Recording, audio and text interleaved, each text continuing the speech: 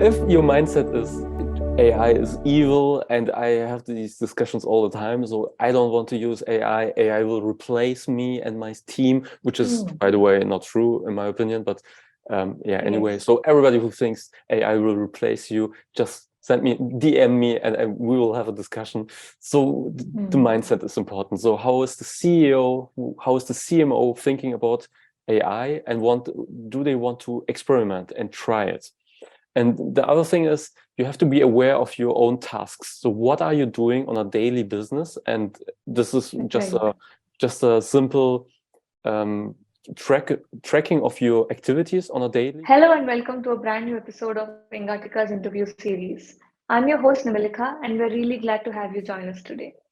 Today we have Yakup Cheung, the content AI king on the show. Welcome Yakup.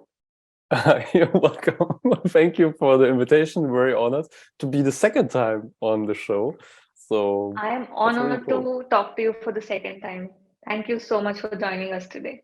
Yes, I mean, you guys are amazing. You are so, I mean, the whole team on Engatica, they are so motivated. They're always liking my stuff and sharing it, and that's just amazing. You're doing Your a good job. content is top notch and obviously you're the content AI king.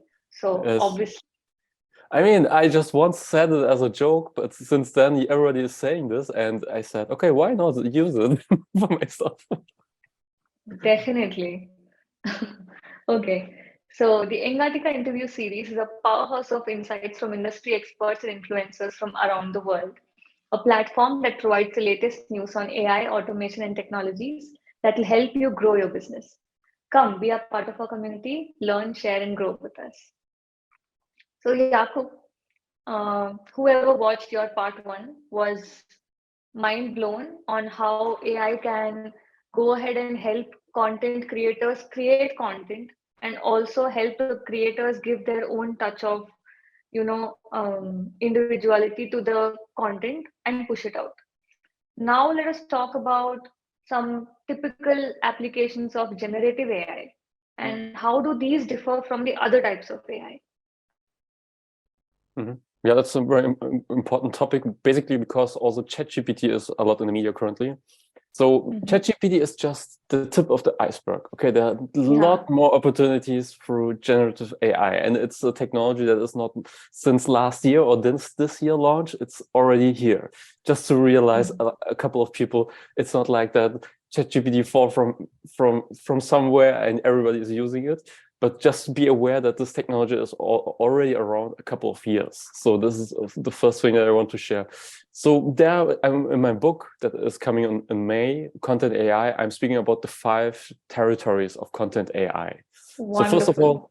first of all, text production, which is basically, for example, ChatGPT is doing this in a great way. Writing assistants can use this. Then you have video snippets. So you can, for example, our interview, which is so valuable, we can upload this and create video snippets out of it. So there's AI technology for using this kind of video creation. There's deepfake, that's the third one. So 100% AI generated videos. So I choose a Correct. digital avatar. I choose how the woman, the man should look like, what clothes should he or she have, what accent should he speak or she. So I can choose an Australian accent, which is one of my favorite, Australian English, or you can choose a German accent. You can choose American, British accent, whatever. You also have an Indian English accent. So maybe Oh. that's also interesting. So deep fake is the third one. Then you have audio production. So you can produce your Okay. podcast with AI. This means without, Mm. you can train the model and create your own podcast solo show without saying a word. That's already possible. So you Wow. can train the Wow. model. So podcast and also the image generation is the fifth. So Mm. creating images, writing down prompts and creating your own images basically, which was a lot of in the media with DALI 2 last year.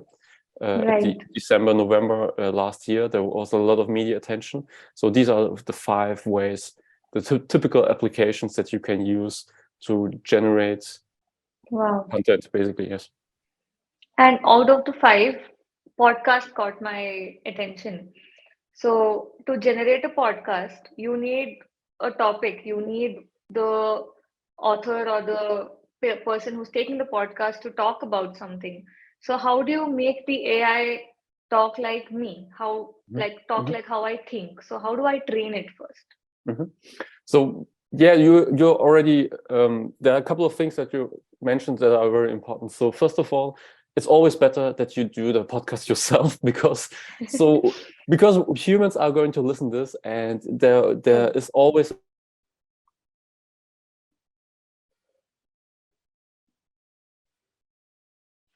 the power of human touch when you create your content. Mm. So this means if you Mm. have time, then CEOs, CMOs who don't have time, and these training models are a way to leverage your own time. So, for example, one tool that I use is Descript. So what they are doing is you get a text and you're reading this, and the Descript is recording your voice, and Oh. you're feeding the tool with your voice, with your tonality, with the way you speak, with the pauses that you are doing, and you have to do this for a while. I can't remember how long it was, maybe 10 or 15 minutes, like you're reading Mm-hmm. your child a story, something like that. And then the model is basically trained, and then you can start to create your own solo show. You can write the words that you want to create, and then the Descript is using the trained model to create the podcast episode with your own voice. Oh. If I have to write it, if I'm lazy, then I can use a text generator to generate the text, feed Yes, that as an input to the voice generator. exactly. Oh, I don't have to do anything. So, like I said at the beginning, if you have the chance to do it yourself, then please do it yourself, because it's always Yes. better to do it yourself. But if you are so busy that you can't produce something, then it's a good alternative. And for example, you said an interesting thing. So now we're in the stage where we're combining different AI Right. models. So you Yes. said it already right. I'm creating the text with the writing assistant, and then that's my spoken word, and then I'm putting it into this script and creating my podcast episode. So from your voice to text, from text to podcast to audio, that's how we combine now more and more these tools. And but another thing, you don't have to create it, the text, through an AI. You can just uh, speak and record it, Hmm. and the transcript is already the spoken word that you have, and then you can just copy paste it to Descript and then create the podcast. That could be also possible, because it's more like your language, so how you would speak. Hmm. True. And there's more like, I'm a big fan of combining AI as a Hmm. tool to leverage my own time, but also always making sure that I'm giving the human touch. So what is Correct. my own personality? What is typically me? And that's Hmm. something important that we have to be aware. People don't want the perfect content. They want you as a personality. So you have to make True. sure that you include something of this into your content. Yeah. So you can be busy but not lazy. If you're Yes. busy, you can use an AI tool, but Yeah. don't be lazy. So you just give everything to AI and you don't end up doing anything. That's Yes, that's a that's a takeaway. that's a good takeaway. Yeah, it sounds almost like a slogan. Can you say it again? Don't be lazy. No, No, how do be busy but not lazy okay, be with busy. AI. I'm writing this. Be busy but not lazy. Not lazy. I like it. Cool. Right. So okay, let's move on to ChatGPT because that's like the hot topic. Everybody in the world Mhm. is talking about ChatGPT. My father started talking about ChatGPT, and then I Really, knew that it has reached the ends of the world. the mess, the mess is to some degree okay. But Right. I'm just curious. How did your father use it? Maybe he Googled something about the government schemes. He was Uh-huh. testing ChatGPT if it knew what he knew, and it ended up knowing it, obviously. But he didn't know how it knew. So I got the chance to explain, saying, you know what, it was trained. Yeah. Yeah. So he Uh, stopped listening after that. So now when okay. we talk about ChatGPT, what is the underlying technology? And how does it Yes. differ from the other language models? Mhm. So ChatGPT is, I mean, when you look at it's between, there are two words. So chat is the one word and GPT stands for generative pre-trained transformers. And the technology behind this is GPT-3, which is the third generation of generative pre-trained transformers. So there's also a lot of noise about GPT-4, which most probably will be launched this year. And the technology behind it is a semantic search. So if I'm using Right. GPT-3, the technology, what is happening is these tools are checking all the data sets that are related to the keywords that I'm using, to the topic that I chose, and then trying to create a new angle. So for example, I'm using one tool. It doesn't have to be ChatGPT. There are more tools than that, more writing assistants. So I can, for example, say I want blog article in an inspiring way about AI technology and content production. And then I got the words, and this semantic search is looking for all the data points, all the articles out there that are related to this search and creating something new. That's the basic technology behind it. Yes, when it comes to GPT-3. Yeah. Wow, wow. So, how has generative AI evolved over time? And what new advancements can we expect in this field? Yeah. So the early beginnings were more like the bot function. So creating chatbots, things like that. And we remember these days when we were very angry when we spoke with a chatbot and it wasn't very, it doesn't help me. It was a little bit Not frustrating. And much.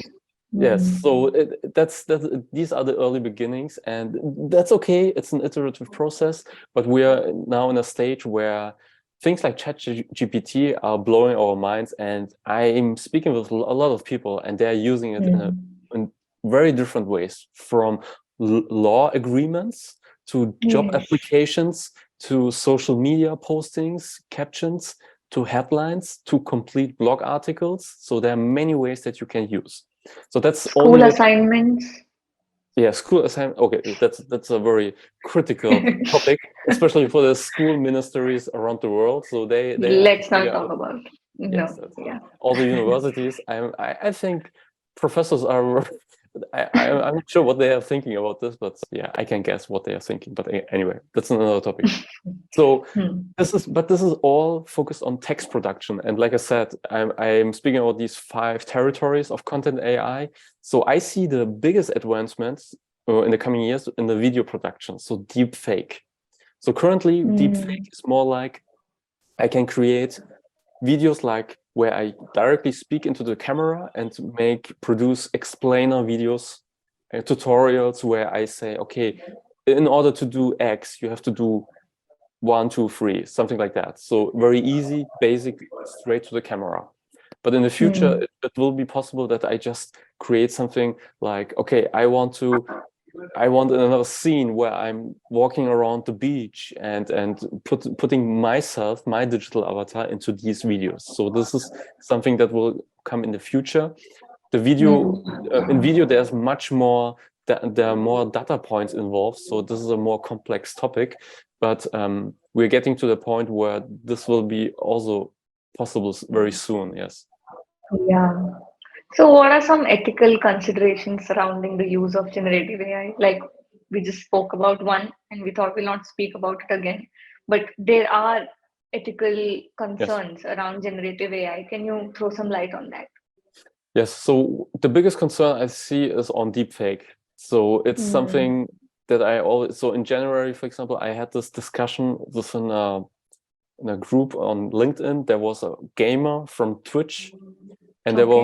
it was a lady, and she cried live on their live session because there was somebody who swapped her face and put her face into a porn Oh, and published this. So oh, these kind of things will happen more and more often, and there will be also bigger discussions about this to regulate these things. So I'm not a right. big I'm not a big regulation guy, but I see that there is some need because there are always people who will misuse technology like deepfake to push their own agenda. So therefore, there Correct. are some regulations necessary, and the European Union is already, I mean, we have the AI Act. So in the future, you have to label deepfake produced content. So what I'm always suggestion to entrepreneurs is that you have some hashtag where people are aware, okay, this is AI generated. For example, ChatGPT Okay. or GPT-3 related, GPT-3 produced or deepfake produced, that you just make sure that you label it so that that the users are aware that this is AI produced. So this is something that will definitely come, because you can hurt feelings of other people with these kind of Right. technology, and therefore Right. there is some regulation necessary. So this is one area. The other area are more AI ethics. So some kind of AI governance. So how to make sure that we control the AI that is producing the outcomes for us. So this is a world government issue. So it's not like that I just decide how this is going to happen. Yes. So this takes some time, and but this is also something that I'm seeing. So that we make sure that we have some regulation and some controls when it comes to using AI. Yeah. Right. Just like we, after Renaissance, we came to cars. From horses, we came to cars. And Yes. then we had like a whole traffic regulation system across the world. Now we are slowly moving to AI, and we have to have a regulation system where the government or big firms get involved to Mhm. keep people safe. So, Yes, yeah. indeed. I mean, the example of the cars is very interesting because you also have AI involved in autonomous cars. Yes. So, I Yes. mean, it's already like I said in the beginning, it's already here. Most people are not Mm. aware of it. So therefore, we need some regulations and, like you said, rules. Yes. Yeah. And how can businesses and organizations integrate generative AI into their operations? This is an interesting topic. Mhm. Mhm. Everything starts with the mindset. Okay, if your mindset is AI is evil, and I have these discussions all the time, so I don't want to use AI. AI will replace me and my team, which is, by the way, not true in my opinion. But yeah, anyway, Yes. so everybody who thinks AI will replace you, just send me, DM me, and we will have a discussion. So the Hmm. mindset is important. So how is the CEO, how is the CMO thinking about AI, and do they want to experiment and try it? And the other thing is, you have to be aware of your own tasks. So what are you doing on a daily business? And this is Right. just a simple um, tracking of your activities on a daily business. What are the things that you're doing, and then keep it simple and tackle the biggest thing. So what is the most time consuming, the most painful thing within your organization, and try to find an AI tool which can solve this problem and make it easier. So that would be my suggestion. So starting with the mindset, just being open and testing things, and trying to find a solution for a big problem within the organization, and then use this for solving this bigger problem. Yeah. Right. And are there any pitfalls in organizations taking AI into their operations? Are there any Mhm. pitfalls? So one thing is that they don't start. They think Oh. we need a big concept or something. So that's one big thing, that I don't have the information. I'm not well read so far. Well, you have to start. So that's the important thing. Hmm. And the other thing is that they overestimate the power of AI. So AI is not Hmm. going to solve all your problems. It will solve one thing, or maybe Yes. two. I have one tool that can solve two things for me, but that's an exception. So focus, don't overestimate AI, and it takes some time. So don't don't think, okay, we're launching this on Monday. On Friday, we will be an AI company. So it's not like that. So it takes some time. Right. It's a digital transformation. So you have to be aware that people have to adopt these things. So you have to train your team, because that's the most valuable thing. They have to use these tools. It will be Hmm. not on autopilot. I'm using so many AI tools, but if I don't do anything, they also do nothing. It's not like Exactly. you have to train people. They have to use it. That's something that many people miss, I think. Yes. So one thing is they have to start. Second thing is they have to realize that AI is not magic. Hmm. Before Exactly. humans need AI, AI needs humans to first train Yes. it, and then the humans can start using it. I mean, these things are these AI is also a tool that can help me to do Correct. tasks easier and faster. Think it like that. Hmm.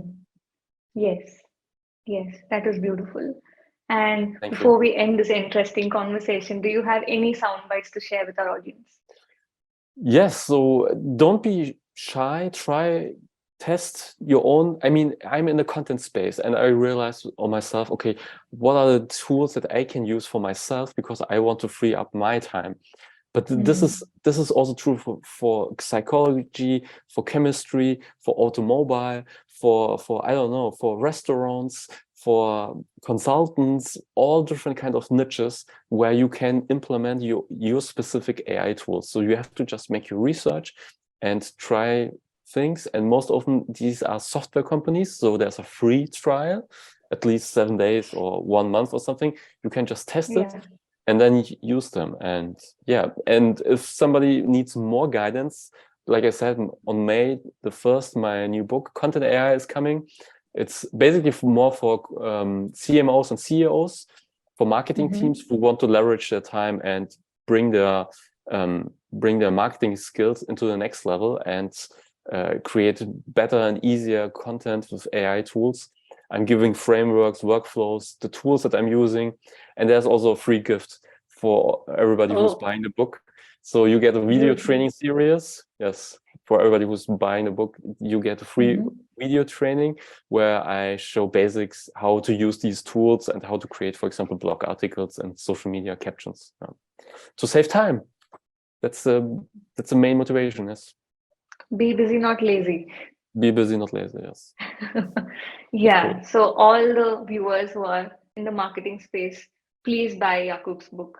And it is going to be very, very interesting. Of the two conversations I had, I have learned so much about how AI can be used in content creation. This I have never thought of. It was there, but it was Yeah, not there in my vicinity, so I never thought of it. And the conversation with you, it just opened my eyes. And it thank is you. so interesting. You can create so much more content with AI than without it, and Yeah. better content also if you use it well. Yes, I think so. That's very important. The fundamentals of marketing are still true. So you have to know your target Mm, audience. You have to know correct. what are the pain points and things like that. So the fundamentals are still there, but there Mm, are easier ways how you can create your campaigns. So the biggest struggle that I always see is people don't have time to create mm, content and they don't have the manpower. So these are yes, the two things. And if you have no time, then AI is perfect because it saves you time. So yeah, yes, yes. Thank you so much for sharing all your insights with us, Yakup. thank you for inviting me and for having me. Thank you. Thank you so much. For more content, subscribe to Engati and tap the bell icon to get access to exclusive content from thought leaders from around the globe. Thank you for tuning in. We'll see you with a new expert soon.